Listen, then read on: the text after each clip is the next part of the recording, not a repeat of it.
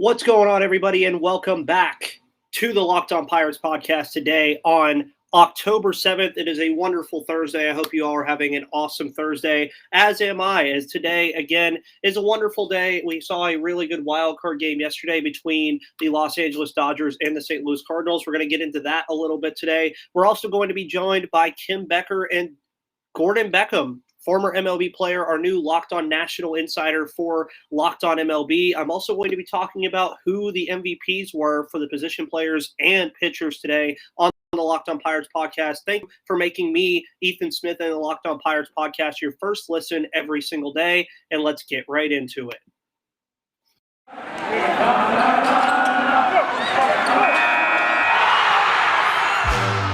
You are Locked On Pirates, your daily Pittsburgh Pirates podcast.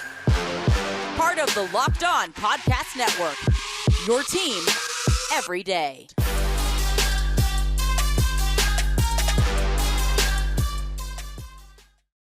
What's going on, everybody, and welcome back to the Locked On Pirates podcast today, again on Thursday, October 7th. Once again, I want to let you know all that I am so appreciative of you for tuning in to today's episode today on Thursday, October 7th. We are on YouTube, Odyssey, Spotify, basically wherever you can get any podcast that you can find. You will find my beautiful face. You also find anything else in the Locked On MLB network, as well as anything I post Monday through Friday through the end of this month, and then we'll be moving into the off season. It's been all off season talk and current baseball talk going on around the league at the moment here on the Locked On Pirates podcast, where again, I am the host that does the most, and I try to do the most every day.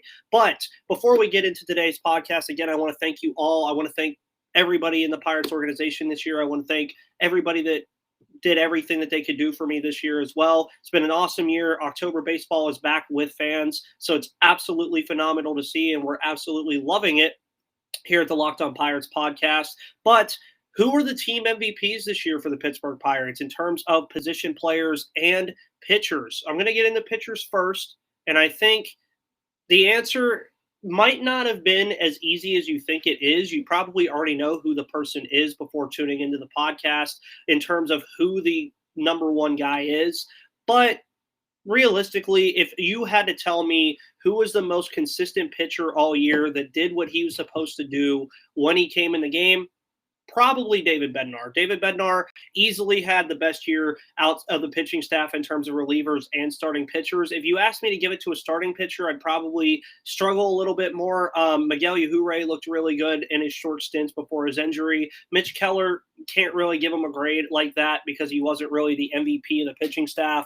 Steven Brault didn't play enough this year, and neither did Dylan Peters. So I went with David Bednar just because, of course, he came over from the Joe Musgrove trade to the San Diego Padres. He's a Pittsburgh native. He had a phenomenal year after Richard Rodriguez was traded to the Atlanta Braves. Shouts out to the Braves. We're going to get to them tomorrow on tomorrow's podcast. So you're going to see a little bit of a format here with what's going on today. We're going to be bringing in some of our national insiders, Kim Becker and Gordon Beckham, who are going to be going over everything for us.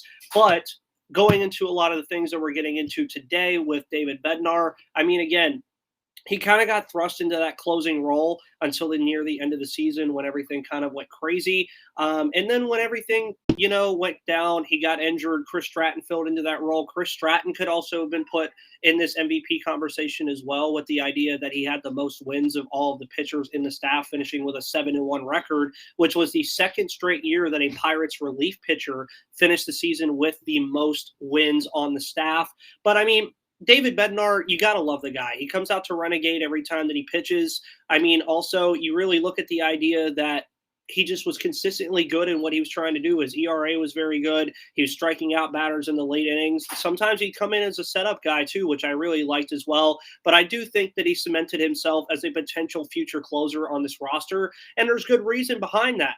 I mean, realistically, he's very young. He still has room to grow. He has room to add pitches to his repertoire if he wants to, but he's going to be probably the closing pitcher on opening day next year, if not one of the guys that Derek Shelton brings in the middle innings just to keep the Pirates in a game where he can rely on Shashawn Shreve and Chris Stratton and guys like that, who also had very phenomenal years as well. Shashawn Shreve and Chris Stratton, I hope the Pirates bring both of them back. They're very good veteran arms. You can look to trade them next July as well if you really want to, if the Pirates aren't where they want to be.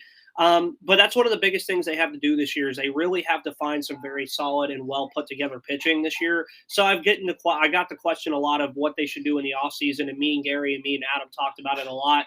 I'm looking for extensions. I'm looking for starting pitching and relief pitching depth, and I'm looking for a backup catcher. But David Bednar, I think, fully cemented himself in that role. Now for the less surprising one, I think when you look at position players and you have to go with Brian Reynolds as the team MVP, I think he has a real chance to win Gold Glove in center field. He had a phenomenal year out there. His offensive output was probably the best we've ever seen from him besides that 2019 year. But in 2019, he wasn't hitting home runs and runs batted in like that either. I don't think he got over the 100 mark in RBIs, but he was very close. I believe he got to the 25 home run. I don't have the stats right in front of me, but Brian Reynolds, he could easily get MVP votes if this team was better. He was right up there with Juan Soto and Bryce Harper in a lot of their statistics, in the major statistics like OPS, slugging, average, runs batted in, all that good stuff.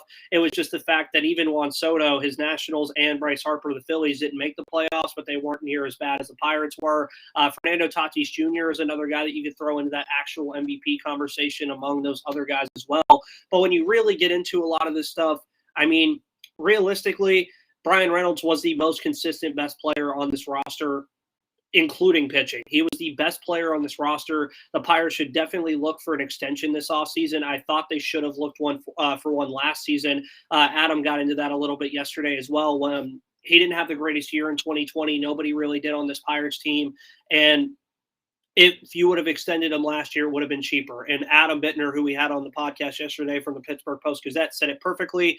Brian Reynolds isn't going to get any cheaper. So while you have this influx of no payroll and no commitments past 2021 outside of arbitration, why not secure your best player? He's only 26 going on 27. He's still in his prime years. He was a all-star center fielder and a very deep NL outfield that features names like Juan Soto, Bryce Harper, Mookie Betts. So many names that you could go off and ramble on about in that outfield that could have been all-stars, but Brian Reynolds was a starter alongside Adam Frazier. If Adam Frazier would have been here all year, you could have also put him in that category, but I think unequivocally, Brian Reynolds was the best player for the Pittsburgh Pirates this year, and David Bednar and Brian Reynolds get my Locked On Pirates MVPs of the year. By the way, if moving on from that, today's episode is, of course, brought to you by RockAuto.com. RockAuto.com, of course, has all the parts your car will ever need. They are a family business serving do-it-yourselfers for over 20 years. They could save you 30 to 100% more than the local chain auto parts store. And like my friends over, Dan and Clint over at Locked On Bulldogs like to say, they are the full mustache of car parts. You're not going to have to talk to a Doug. You're not going to have to talk to a DJ. You're not going to have to talk to anybody behind the counter at all. You already know what parts you need for your car. If you need an oil change and just want to buy the oil from them, you already know what kind of oil you like. You don't want to have to do any of that. Or if your engine is messing up and you already know what parts you need, why go anywhere else but RockAuto.com? Rock Auto, of course, again, is a family business serving do-it-yourselfers for over 20 years. And when you head to RockAuto.com, tap on the How Did You Hear About Us box and let them know that Ethan Smith of the Locked On Pirates podcast sent you. And even better, guess what? They're reliable. They send you the stuff very quickly so you don't have to deal with the car problems anymore. And that's that. But now moving into an interesting part of today's podcast, this is how today's episode and tomorrow's episode are going to be formatted. We're going to have a Pirates topic that we're going to talk about. Today was the MVPs for the 2021 season for the Pirates. Tomorrow, we'll talk about something else as well. Again, thank you all for making me your first listen of Pittsburgh Pirates baseball. I know these podcasts come out a little late sometimes, but that's just because of my work schedule. Tomorrow's episode will be up much earlier. And with the games actually starting pretty soon, we're going to get the White Sox and Astros start here actually in about a half hour of recording, and the Red Sox and the Rays start a little bit later at 8:07. We're going to send it over to our new Locked On Insiders, National Insiders, featuring Gordon Beckham, who used to play baseball for the White Sox, and the White Sox and the Astros kick off here shortly. So I'm going to send it over to them, and I'll be right back with you.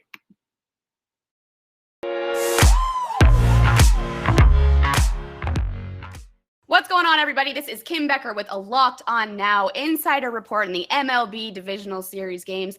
are getting started, and we have our MLB insider right here with us today to break them down. Gordon Beckham, how you doing? I'm good, Kim. Good to see you. It's a little bit late on the East Coast, but we're still rocking and rolling.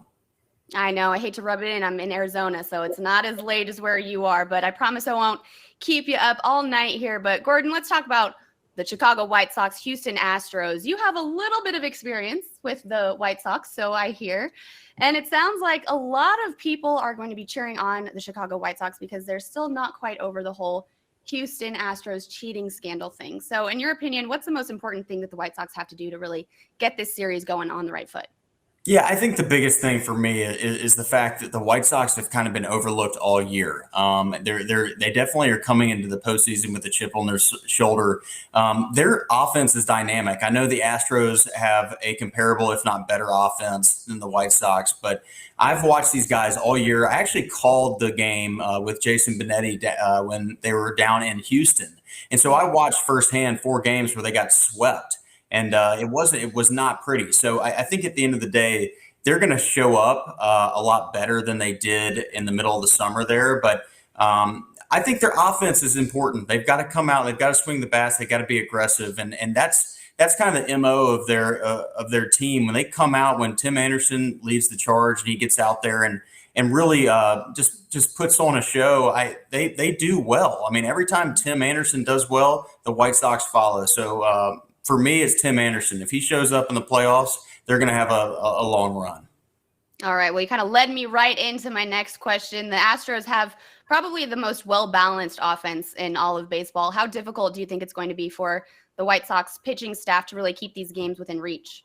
Yeah, there's no doubt. I mean, Houston's just bringing a lineup that is just stacked from top to bottom. I mean, all their offensive numbers basically spell that out. I think that the White Sox, what they've lived on the whole season is their pitching. I mean, they from the start to the finish, they basically just did it with pitching because they had some serious injuries in their lineup for most of the season, and they were able to cobble some things together. Some guys stepped up to get them to where they wanted to be, where they could have that lead and just kind of coast into the playoffs. But the pitching was really what kept them into it. All these games kept them above water. Lance Lynn and McCullers going tomorrow afternoon is going to be amazing to watch. Great matchup. You've got 2 awesome high-powered offenses, and then you got great pitching staffs on both sides. I think the White Sox pitching staff is a little bit better, and their bullpen, definitely has the edge. Yeah, for sure. All right. Well, the White Sox won 93 games and the AL Central, while the Houston Astros won 95 games and the AL West, but it seems that the Astros are really the team that's in most conversations here. Can you tell us why that is? Yeah, I think that what they do a lot of things well. I mean, they've got good pitching. They've got solid pitching. And so honestly, the pitching, it comes from guys that you don't really know. You haven't heard a whole lot about. I mean, you got McCullers at the top, but then you've got other guys right behind him that are just basically stacking up. They've got 3 ERAs. They're handling their business. And I think that that going with an offense that's just potent, they put up great at bats. I mean, I watched them all for 3.5, 4 games when I was calling it, and they just put together good at bats. I mean, the White Sox have good pitching, and Houston really makes you grind for each out. And I think that that's the reason they're tough. They just kind of outlast guys. All right. Well, it's going to be an awesome series here. But before we wrap this one up, Gordon, I got to get your prediction on this one. Yeah, I think it's. I got to go with the team that drafted me and the White Sox. I'm gonna go the White Sox in 4. I think they're gonna come out and they're gonna split in Houston and get and then win 2 back at guaranteed rate in Chicago. So that's my hope. I don't know. We'll see. I love it. Well, we'll see. Well, I'm sure we'll do a little follow up on this and see how right you were. Sounds good. I'm over 2 so far. So. Oh no. Okay. Well, hopefully we'll be 1 for 3 here. Who knows? We'll see. Hey, that was way better than I did in my career, so it's gonna be perfect. All right, Gordon. Well, thanks so much, and for everybody listening, for more local experts and insider analysis, make sure you stay tuned to your local Locked On podcast. Locked On, your team every day.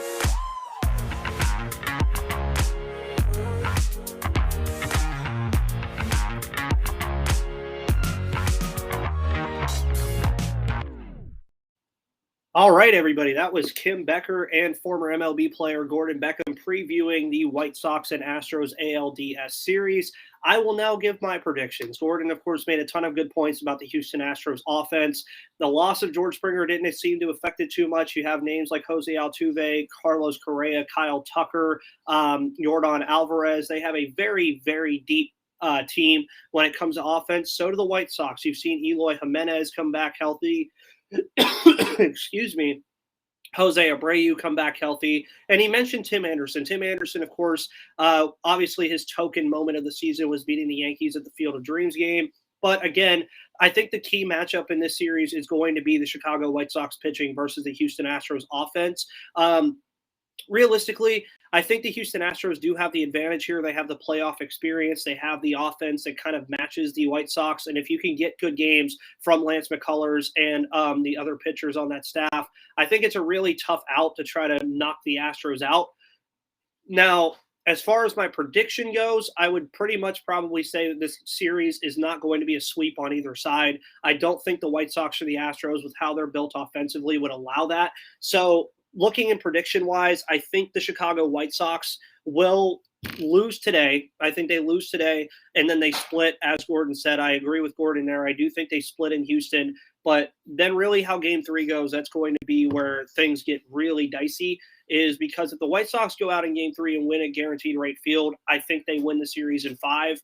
If the Astros go out and win in Guaranteed Field, I think they win in 5. But if I'm predicting here, and I'm kind of on the spot, obviously, because I'm doing this live, I'm going to go with the Astros in 5. I don't think it's going to be easy for them. I think Tim Anderson and that offense are going to give the Astros pitchers trouble, but I do think the Astros offense has enough firepower to back it up. I think they're going to be just fine in that department as well. And when you really look at how the series is going to play out, again, I think the two teams will split in Minute Maid Park. I think they then go to Guaranteed Rate Field, and that Game 3, whoever wins Game 3 wins the series. Even to me, if it's 2-0 after Minute Maid Park, depending on how it is, the White Sox, if they win both games, I think they win in Guaranteed Rate Field in Game 3. If the Astros sweep, I think they win in Guaranteed Rate in Game 3. But my official prediction is Astros in 5. They stumble a little bit at home first, but then they handle enough business to get back to Minute Maid Park in Game 5. Lance McCullers, I think, would go out in Game 5 and pitch that game, and I think the Astros will win in 5 games. I did predict a Rays-Dodgers World Series, so you're going to see that a lot of these predictions that I have are going to be based on that, so I'm not really going away from my predictions that I had before. But if you want to bet on these games, make sure you go to betonline.ag. BetOnline, of course, is your number one place to do all of your sports betting. It's back and better than ever. All eyes are on the gridiron and the baseball diamond as teams are back for another football season and MLB postseason. As always, BetOnline is your number one spot for all the pro and college football action this season.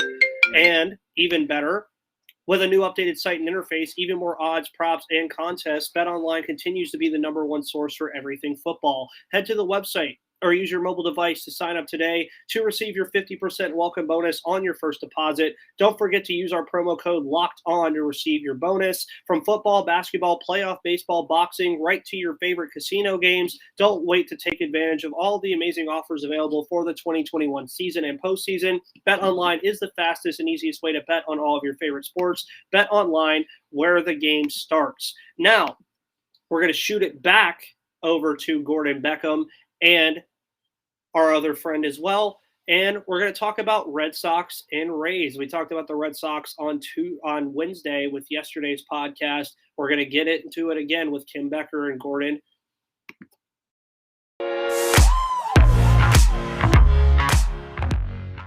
What's going on, everybody? This is Kim Becker with a Locked On Now Insider Report. The MLB Divisional Series games are getting started, and we have MLB Insider Gordon Beckham here to break them down for you. Gordon, how you doing? I'm good, Kim. How are you?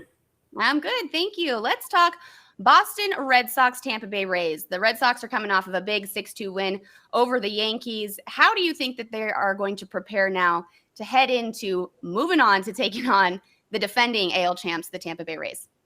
Yeah, I mean, I think they got a tall task ahead of them for sure. I think the one thing I've noticed though over the years is the fact that people, when they have a great game in the wild card, it can sometimes propel them into some better weather, I guess, so to speak, as they move forward. I mean, Boston kind of limped into the playoffs. And so you all of a sudden get a big win. You get this momentum bump. And also the Tampa Bay Rays will not have played in like 4 days. So as a baseball player, you lose a lot of the feel of the game when you don't see pitching every day. So personally, I think that it's a good thing for the Red Sox. They have a lot of momentum. And I think that obviously the Rays are good. I mean, they've won so many games. It's not going to be an easy thing to go down to Tampa, but I think that there's some really good momentum on the side of the Red Sox.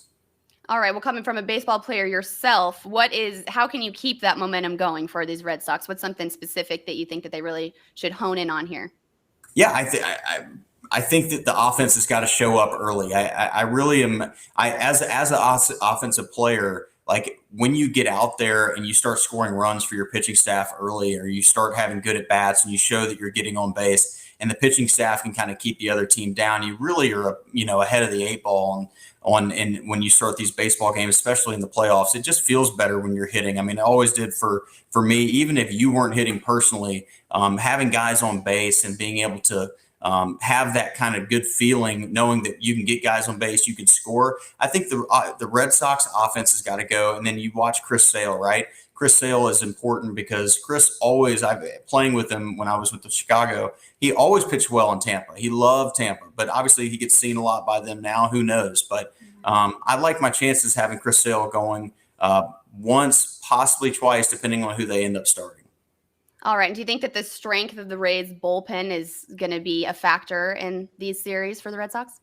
Yeah, the Rays, I don't know how they do it. Every year they don't do much in the offseason. They don't make huge splashes. They bring in small pieces, people that fit their mold and fit their organization, and they turn people around all the time. I mean, just nobody's in other places come to Tampa and all of a sudden they're somebody.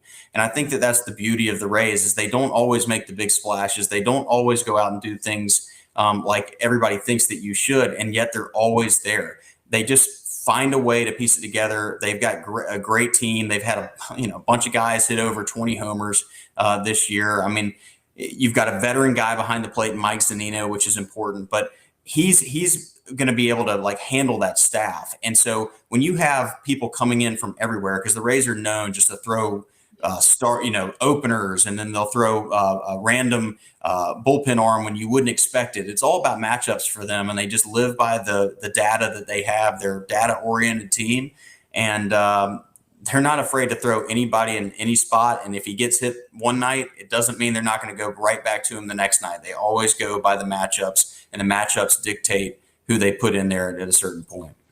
Well, whatever they're doing down there, it's working, huh?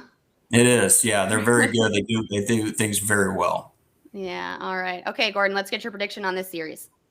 Yeah, I'm going with the hot hand. I'm going with the team that has played in the last 4 days. I'm going with the Red Sox. I think it's a short series. If the Rays have any sort of rust that they have to knock off, the series, a 5-game series, can really get away from you really quick. So I'm going to go with the guys that are streaking. They had a big win. They struggled in Tampa Bay and playing these guys. I mean, they really struggled against Tampa Bay down the stretch, but I'm going to go with them. They're the hot hand. They just won a game. I got the Red Sox in 5. All right, Red Sox in 5. I love it. Gordon, thanks so much. And for all of our listeners, for more local experts and insider analysis, make sure that you stay tuned to your local Locked On podcast. Locked On, your team every day.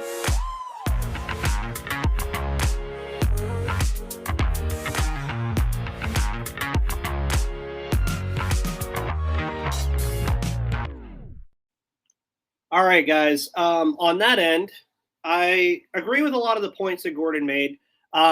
He made some good points about the Red Sox, of course, who came off of probably easily the biggest win of their season, knocking out their division rivals, the New York Yankees, in Fenway Park on the wild card game. Just a phenomenal game by them. They basically got Garrett Cole out of there in the 3rd inning. I talked about that the other day. Yeah, the hot hand is a crazy thing when it comes to the MLB postseason. We saw it happen to the Pittsburgh Pirates in 2014 with the San Francisco Giants, and to the Chicago Cubs in 2015. Both of those teams ended up having deep playoff runs, and the Giants ended up winning the World Series that year in the wild card game purely off of very good pitching. And tonight for the Red Sox, they are starting Eduardo Rodriguez. Shane McClanahan will go for the Tampa Bay Rays. And this is where I'm going to disagree with Gordon. Just because, again, he did mention it. He did mention that the Red Sox have struggled a ton against the Tampa Bay Rays this year, especially in Tampa. Tampa, of course, has a home field advantage through the entire American League playoffs right now. And where I look at it from in terms of this, I think the Rays are just going to be better than the Red Sox in the series. He predicted Red Sox in 5. I am nowhere near close to that. I think the Rays are going to make short work of the Red Sox. I think they could sweep the Red Sox if they really get things rolling. 4 days off is tough after playing 162 games, but it can be a helping hand. It can be their nuisance. So I agree 100%. They need to get the rust off, but it's also not like Shane McClanahan's going to pitch 7 innings tonight. He's not. They're going to throw him in there for 4 or 5, and then they're going to give it to that great bullpen that they have. And I think that great bullpen is really going to make the difference here for the Tampa Bay Rays in this series. And again, I'm not saying that I'm the know-it-all, be-it-all here. Gordon has played baseball before and knows a lot of things that I probably don't. I just think the Rays are the best team in the American League this year, arguably the best team in baseball by a good margin in terms of if you take out the Dodgers and the Giants, the Rays are easily the best team in baseball. But I think they can easily match with either the Giants or them. But, of course, you have to handle business in your own league first. And, again, I think the Rays have I think a Rays sweep is more likely than the Red Sox taking this to 5 games. So my official prediction will be the Rays in 4. I think they handle business at home. The Red Sox win the game in Fenway to stay alive in Game 3, and then the Rays close it out in Game 4. They put McClanahan out there again, and then they start or they could even do an opener in that Game 4 if they really only want to see bullpen arms, and then maybe bring in a McClanahan or a Shane Baz. And that's from a Pirate standpoint. You get to see Austin Meadows. You get to see Shane Baz. You're going to get to see Charlie Morton in Atlanta. You're going to get to see a lot of these Pirates players. Like just the other day in the wild card game, you got to see Clay Holmes and Garrett Cole. You get to see a lot of former Pirates in this postseason, but I am siding with the Tampa Bay Rays here. Tomorrow, on tomorrow's podcast, we're going to be doing kind of the same thing. We're going to have a topic about the Pittsburgh Pirates that I will see based on whatever news comes out throughout the day today on Thursday. Then we're going to preview the Braves and the Dodgers with Gordon and Kim giving their analysis and their predictions, as well as the Brewers, or not the Braves, the Dodgers and the Giants, and then the Brewers and the Braves, which we will get into tomorrow. This is a fun time of year, guys. You got football, you got basketball coming up. You got hockey coming up next week. You got postseason baseball. So make sure you check out the Locked On Steelers podcast and the Locked On Penguins podcast hosted by Chris Carter and Hunter Hodes, respectively. There you go. Also check out the Locked On MLB podcast with Solely Baseball. He has everything you want to hear as well as things that I have to tell you as well. Check out any of the NBA podcasts as well. My favorite guys are over there at Locked On Clippers. Gotta love Chuck Mockler. You gotta love those guys. Go check out college football too. College football has been in full swing, but always don't forget to come back with me, your host of Locked On Pirates, Ethan Smith. I am so appreciative that you guys are viewing this on YouTube. You're listening on Odyssey, Apple Podcasts, Spotify, Stitcher, wherever you find your podcasts. And guess what, guys? Make sure with all of the stuff that we've told you through predictions today that you go check out the Locked On MLB podcast and the Locked On Bets podcast to bet on these games using betonline.ag, and also get some in-depth analysis from Sully, who talks about baseball from the past, the present, and the future of what's going to be going on around the league. As it's going to be a busy off season for the Pirates, but right now we have October baseball to watch. This episode will be up probably right around when the White Sox and the Astros kick off, and then the Rays and the Red Sox kick off later. So enjoy a wonderful day of October baseball. And until tomorrow on Friday, October 8th, I will see you on the flip side. Thank you guys so much and have a great day.